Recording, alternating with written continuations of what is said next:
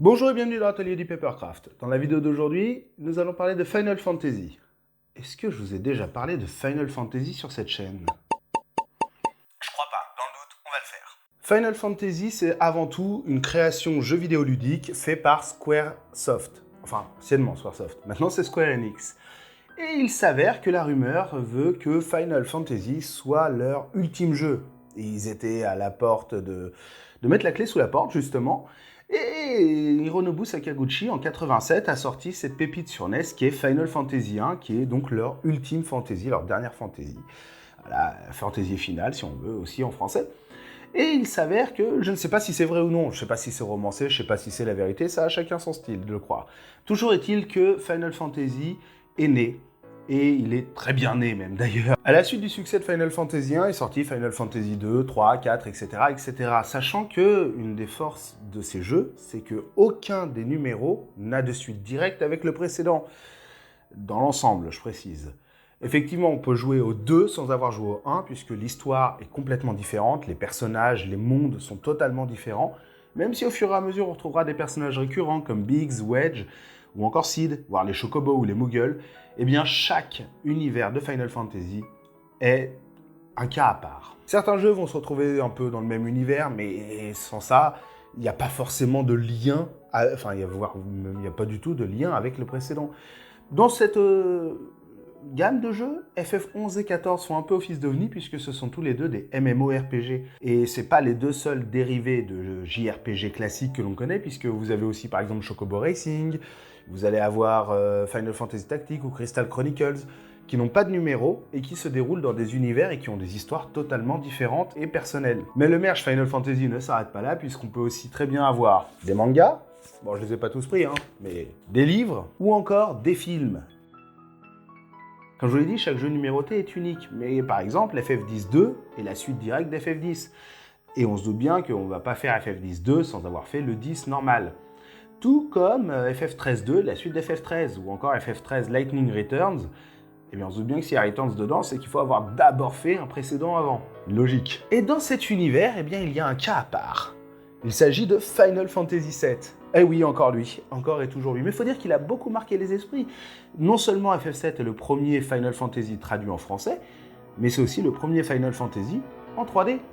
Était sorti quelques temps avant, alors Final Fantasy numéroté, puisque si on compte Tactics, voilà.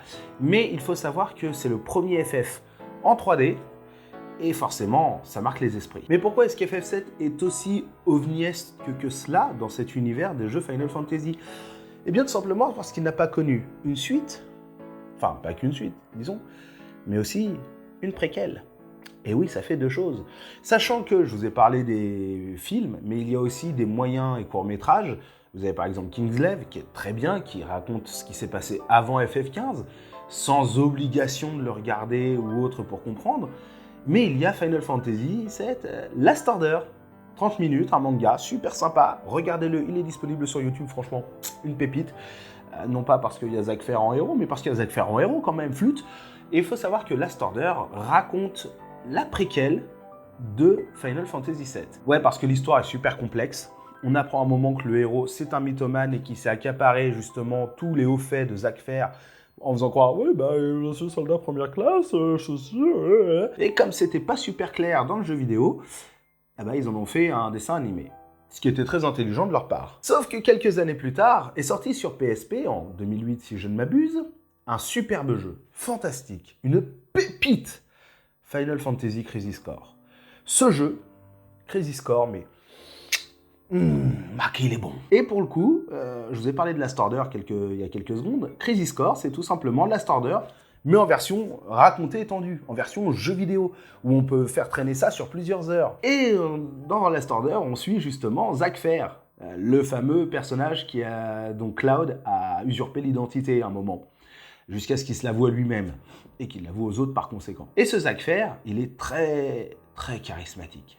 Très enfantin surtout. Ouais, c'est un gamin, le mec il veut devenir un héros, il fait ceci, il fait cela. Et il va être confronté justement à toutes les dérives de la Shinra, à toute l'horreur que la Shinra peut proposer, et notamment jouer avec le génome et les humains.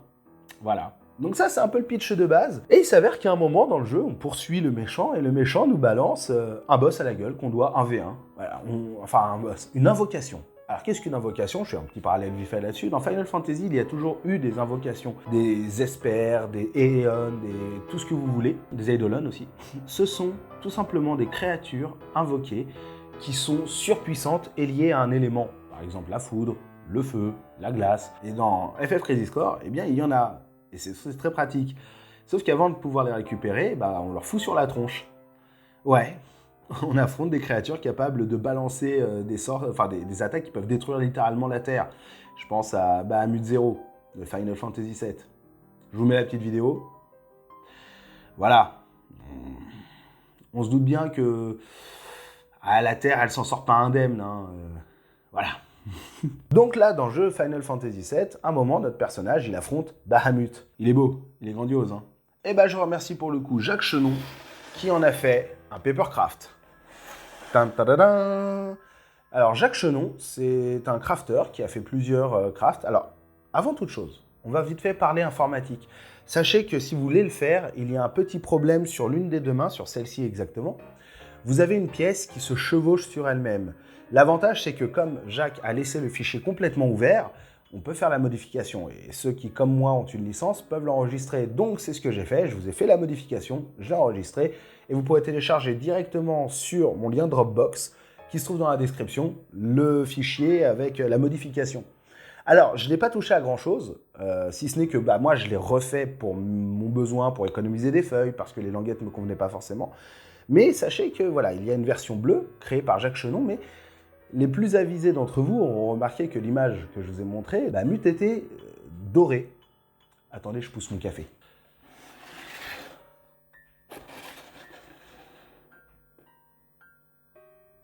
Ouais.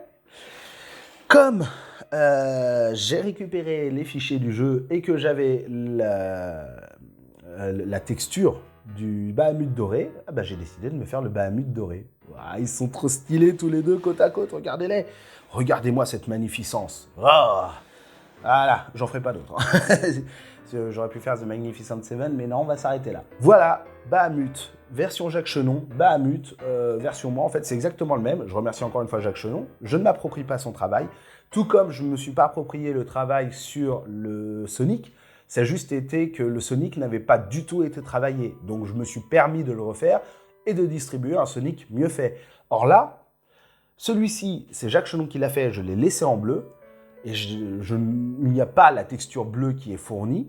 Je vous ai juste, moi, mis une autre version avec la texture dorée, avec juste un retravaillage des languettes, du placement des pièces. J'ai quand même économisé une dizaine de feuilles. Surtout que la base, comme vous pouvez le voir, moi j'ai retiré le gris éclair, enfin l'éclair qu'ils ont mis en bas pour mettre que du noir. Sachant que, alors le bleu, je l'ai fait sur la même base que j'ai fait mon doré.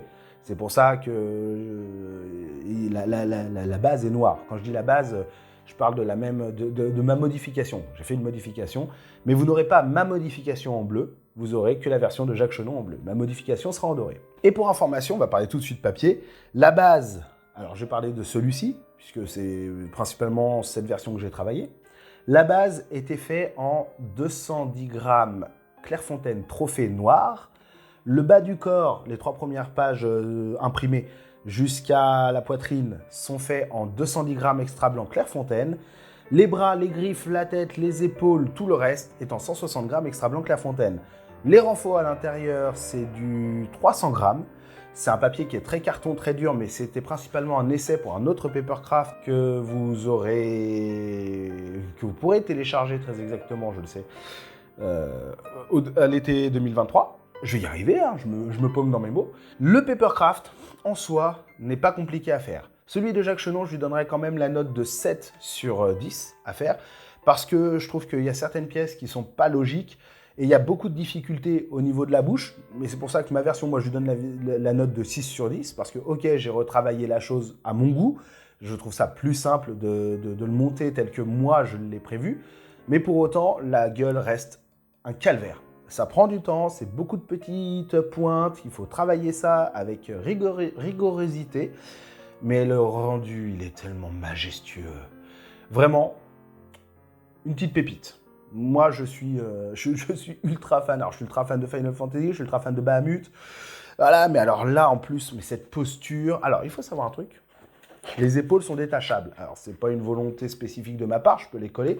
C'est juste que les épaules sont détachables parce que je les ai pas collées. Voilà, tout simplement. Mais sinon, de base, il suffit de les coller. Hein, c'est pareil ici. Il suffit de les coller. Et les épaulettes, ça augmente tellement la majestuosité du personnage. Je veux dire, sans, regardez, il manque un truc.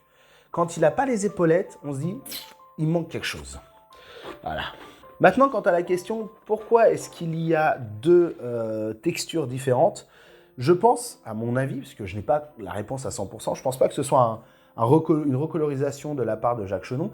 C'est tout simplement que le doré, c'est la version du boss, et le bleu, c'est la version de notre invocation. Parce qu'une fois qu'on l'a vaincu, on peut l'invoquer. Je le vois comme ça, ou alors c'est lorsqu'il utilise son attaque méga atonium, je ne saurais vous dire. Il y a un petit truc que je trouve dommage, bon ça c'est mon côté qui chipote, c'est que comme vous pouvez le voir, il baisse la tête. Il faudrait que le personnage, limite, soit à cette hauteur-là pour être regardé convenablement. Et si je vous le mets comme ça, vous voyez un peu plus la tête, enfin la gueule en l'occurrence. Ce Papercraft est assez sympathique à faire. Ok, il y a une difficulté parce que c'est beaucoup de petites pièces, mais en soi, c'est pas une difficulté de complexité, juste de minutie. Ouais, c'est un peu bizarre ce que je dis, mais toujours est-il que si vous voulez, vous avez donc le lien dans la description, vous pourrez aussi télécharger, en téléchargeant lui, vous aurez aussi le doré qui sera dedans. Je vous fournis les 4 fichiers, oui, parce qu'il y aura lui et lui sans les lignes, et lui sans les lignes, forcément. Donc comme ça, si vous avez envie de le faire, n'hésitez pas, faites-vous plaisir. N'hésitez pas non plus à me taguer sur Instagram si vous le faites. Vous avez mon Instagram qui s'écrit en bas, ou dans ma description d'ailleurs. N'hésitez pas à me taguer en me montrant votre réalisation, parce que je suis très curieux de voir comment vous allez faire. Alors principalement pour la version dorée, la version bleue, ça c'est à Jacques Chenon principalement, donc laissons à César ce qui lui appartient. Et d'ailleurs, encore une fois, un grand merci à lui, parce que vraiment c'est un plaisir, il est formidable, il est super beau. Et voilà, donc si vous avez envie de le faire, faites-le, montrez-moi votre talent, parce que j'adore ça, j'adore voir ce que les autres font, parce que ça me montre à quel point moi je suis nul des fois.